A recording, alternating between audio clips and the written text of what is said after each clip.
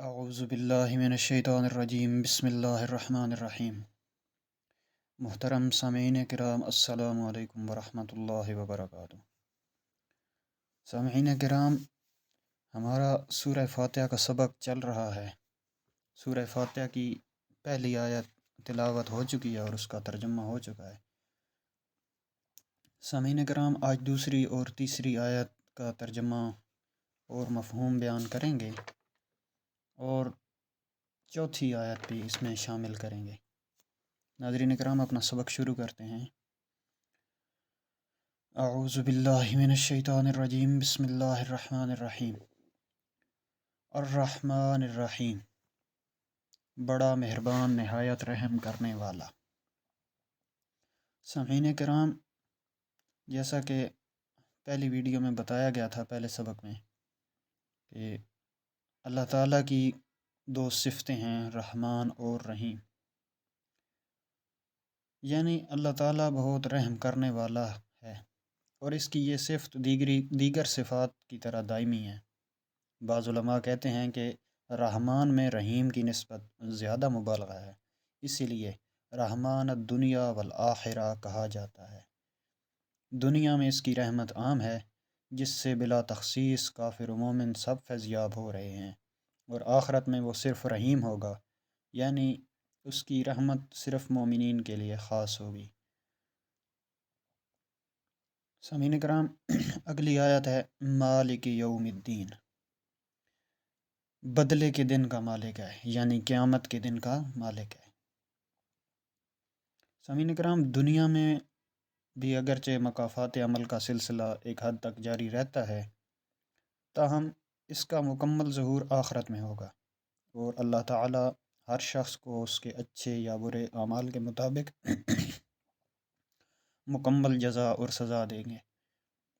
اسی طرح دنیا میں عارضی طور پر اور بھی کئی لوگوں کے پاس تحت الاسباب اختیارات ہوتے ہیں، لیکن آخرت میں تمام اختیارات کا مالک صرف اور صرف اللہ تعالیٰ ہی ہوگا۔ اللہ تعالیٰ اس روز فرمائے گا لمن الملک اليوم، آج کس کی بادشاہی ہے؟ پھر اللہ تعالیٰ خود ہی جواب دیں گے للہ الواحد القہار، صرف ایک اللہ کے لیے، صرف ایک غالب اللہ کے لیے۔ یوم لا تملک نفس لنفس شیئا والامر یومئذ للہ، اس دن کوئی ہستی کسی کے لیے اختیار نہیں رکھے گی، سارا معاملہ اللہ تعالیٰ کے ہاتھ میں ہوگا، یہ ہوگا جزا کا دن۔ اس میں تھوڑی سی قرآن مجید کی دوسری آیات بھی جو ہیں وہ ان کا بھی شامل کیا گیا اور ان کا ترجمہ بھی کیا گیا۔ سامعین اکرام، اگلی آیت اس سے ہے ایاک نعبد و ایاک نستعین، ہم صرف تیری ہی عبادت کرتے ہیں اور صرف تجھ ہی سے مدد چاہتے ہیں۔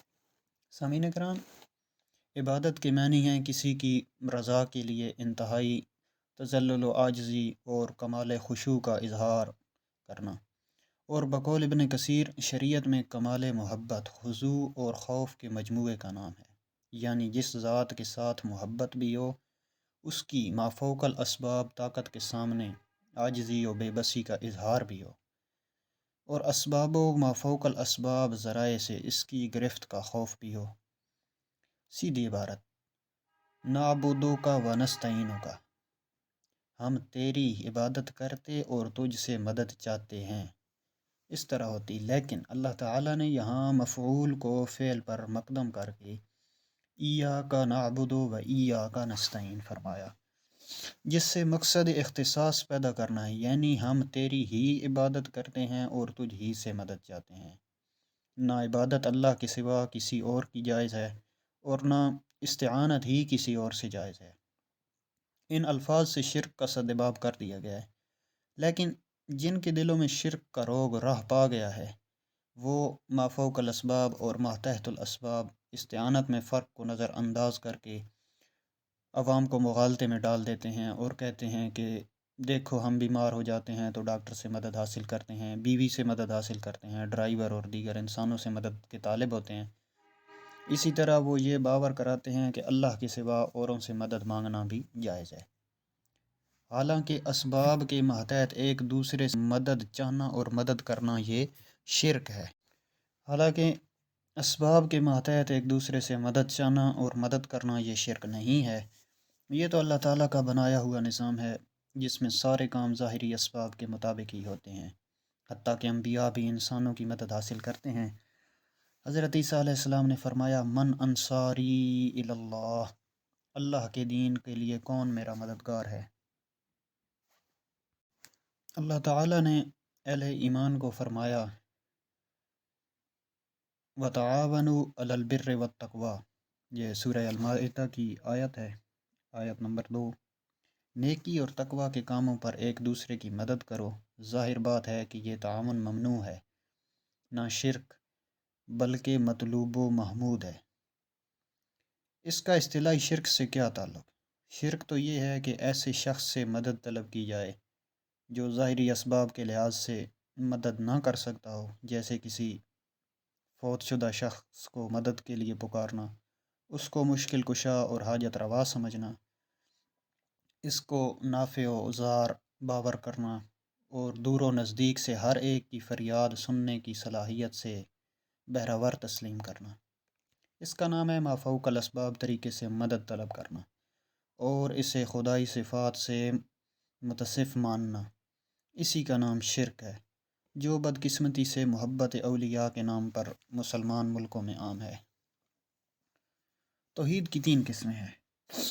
اس موقع پر مناسب معلوم ہوتا ہے کہ توحید کی 3 اہم قسمیں بھی مختصراً بیان کر دی جائیں۔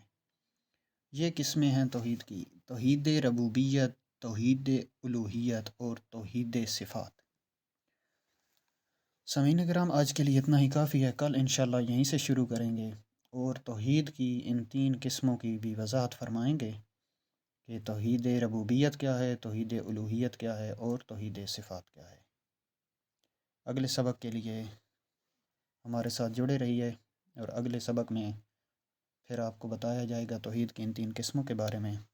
تب تک کے لیے اللہ حافظ۔